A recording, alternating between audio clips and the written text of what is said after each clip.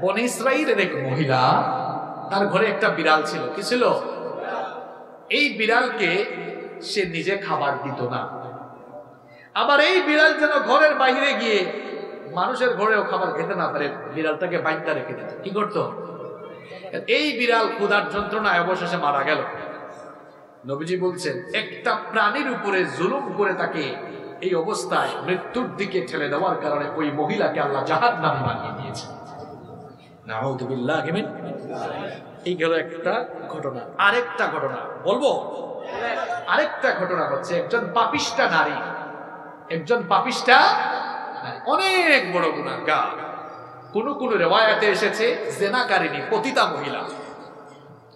এই মহিলা একদিন একটা কুয়ার পাশ দিয়ে যাচ্ছে। কিসের পাশ দিয়ে যাচ্ছে? কুয়া বুঝেন আপনারা? এখন তো আপনারা ঘরে ঘরে ডিপ টিউবওয়েল লাগাইছেন, তাই না? কিন্তু তখন পানি উঠানো হয়তো কি থেকে? কুয়া থেকে। একজন পাপিষ্টা নারী যাচ্ছে কিসের পাশ দিয়ে?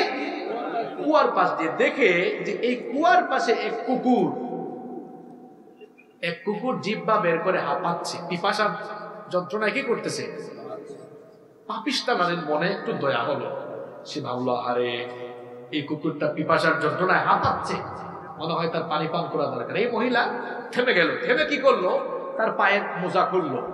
মোজা খুলে এই মোজাকে অন্যার সঙ্গে একটা বাদ দিল, কারণ কুয়া থেকে তো উঠাইতে পারে নিচে, তাই না? এরপরে এই মোজাটা ফেললো, টেনে টেনে পানি উঠালো, উঠায়া ওই পিপাসার্ত কুকুরকে পানি পান করালো। নবীজি বলছেন, এই পাপিষ্টা নারী এই পশুর প্রতি, একটা কুকুরের প্রতি দয়া করার কারণে আল্লাহ তার সব গুনাহ মাফ করে তাকে জান্নাতি বানিয়ে দিয়েছেন।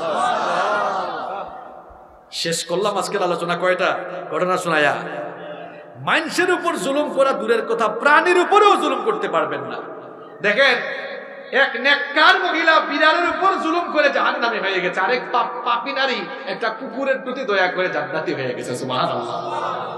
সুতরাং জুলুম করে নিজেদেরকে জালেম বানানো যাবে।